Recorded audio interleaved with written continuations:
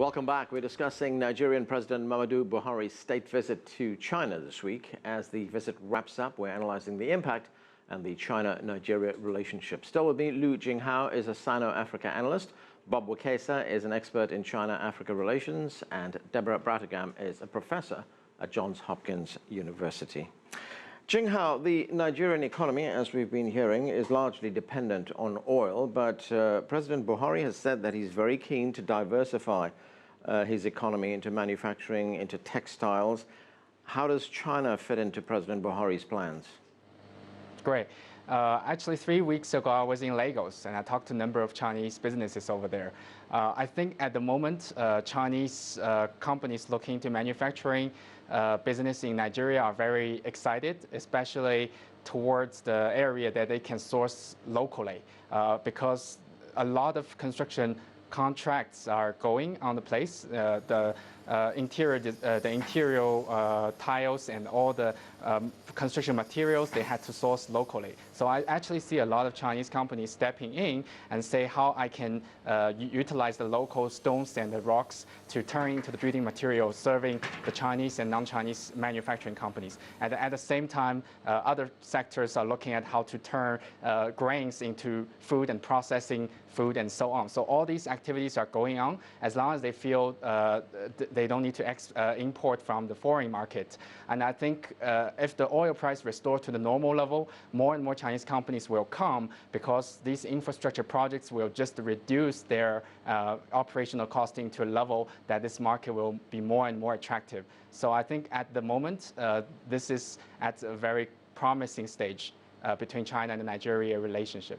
Deborah, diversification, how does that happen in the context of this relationship? And of course, we should also remember that there is a trade imbalance between China and Nigeria, very much in China's favor. President Buhari has said he's concerned about that.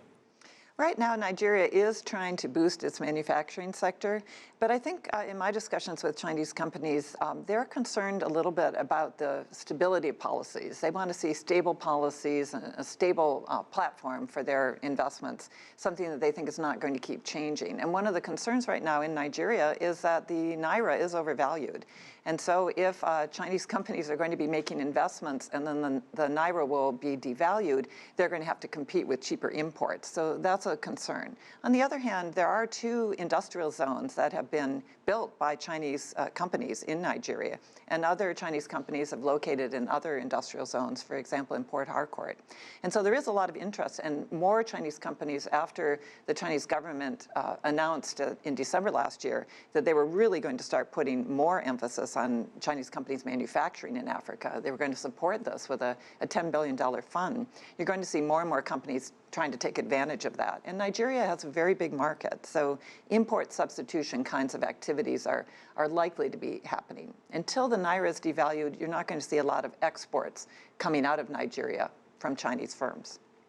Bob, there are also concerns in Nigeria, well, demographic concerns, employment concerns. In an interview with the Chinese news agency Xinhua, President Buhari said that 62% of the Nigerian population is under the age of 35, and the jobless rate among this group is very, very high, and he sees the best way to tackle unemployment is to develop the agriculture and mining sectors.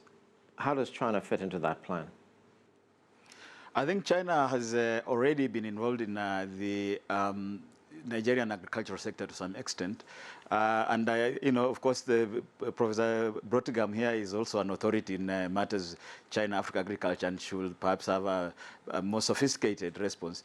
But to the best of my knowledge, some of the initiatives have been the setting up of agricultural training centers by China, certain provinces, certain institutions from China setting up training centers to up the skills of Nigerians so that they can engage in agriculture in a more productive way rather than it being subsistence agriculture, and therefore create jobs. In addition to that, there have been projects under the South-South Cooperation Framework, which have brought on board UN agencies such as Food Agriculture Organizations, FAO, which have helped out with agriculture. But however, my own perspective is that even as Nigeria looks to improve its agriculture, to not only feed its people, but provide employment, industrialization for me remains perhaps one of the major pathways towards creation of jobs. And as was announced in December here in Johannesburg, China looks to transfer some of its overcapacity industries, factories, manufacturing units from China onto the African continent. And countries such as Nigeria are primarily located, well-placed, perhaps to take on some of the industries that will be leaving China under the new model, so that then they can up the industrial and manufacturing capacity, and as they do that, employ a little more Nigerians. And as mentioned earlier, there are already two special economic zones, one in Ogun and another one in Lagos, the Lekki special economic zones. And since China seems to want now to transfer some of its overcapacity industries to Africa, these special economic zones that have already been in existence can be the starting point at looking at how China can undertake industrialization in Nigeria, help Nigeria grow in terms of its own capacity and so forth, and in the end, help out with creation of jobs. Right, Jinghao, I talked a moment ago about the trade imbalance between these two countries. What are your views on redressing that imbalance? I think if at the moment more and more Chinese companies are choosing to produce in Nigeria, looking to the regional market instead of producing in China and looking for ways to move the goods into Africa, then we will actually see more and more chances that the Chinese producing in Nigeria will supply to the local market. And to a certain extent, this will lower the amount of exports that go into this country, because we do know that the export coming from China is losing its competitiveness in the long run. So I think what Buhari would propose to President Xi Jinping is to try to move more of these opportunities and unlock these manufacturing companies and remove the barriers for them to enter Nigeria.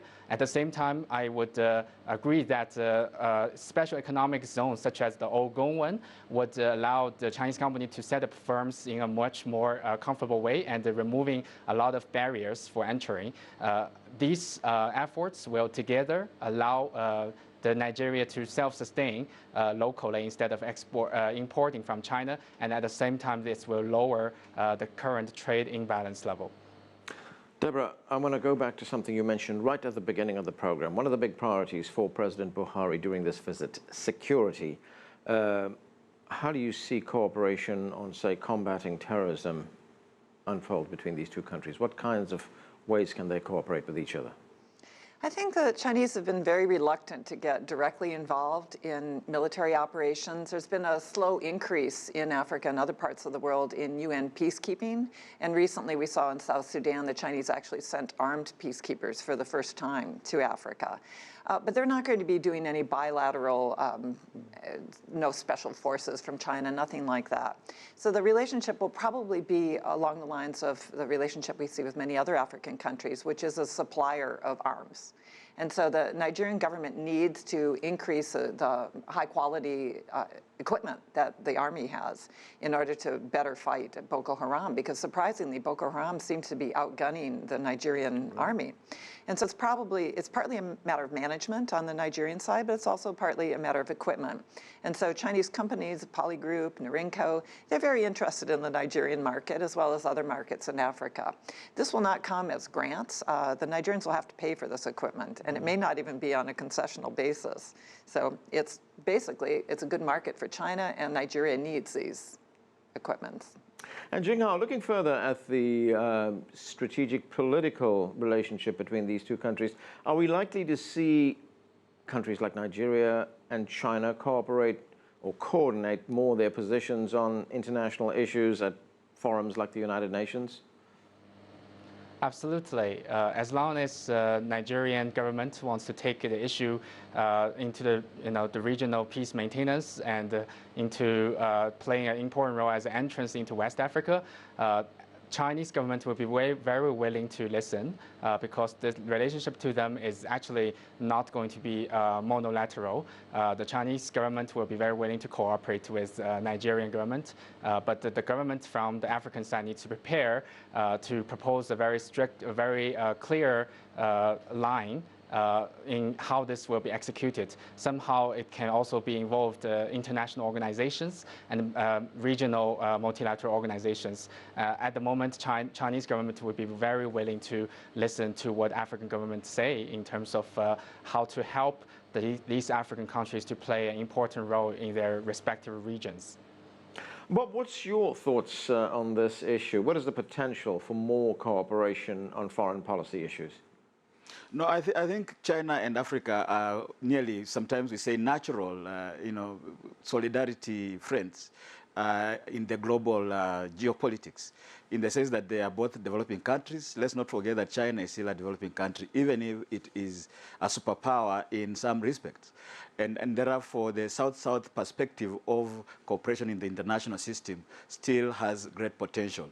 In fact, in this regards, some of the recent developments include the fact that the UN has come up with the Agenda 2030, which is for, takes over from the Millennium Development Goals, the MDGs, taking up from MDGs towards the Sustainable Development Goals. Africa largely didn't meet many of its MDG goals across the continent. China did meet lots of its MDGs. So there's lots of, a learning process there for Africa through agencies such as the UNDP, UNEP in matters environment, and so forth.